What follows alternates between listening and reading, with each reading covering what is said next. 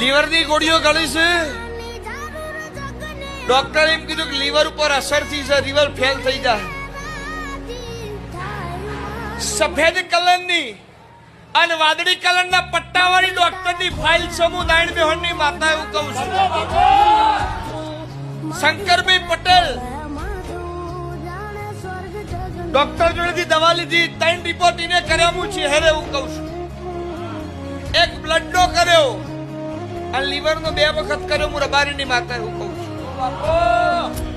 liver ઉપર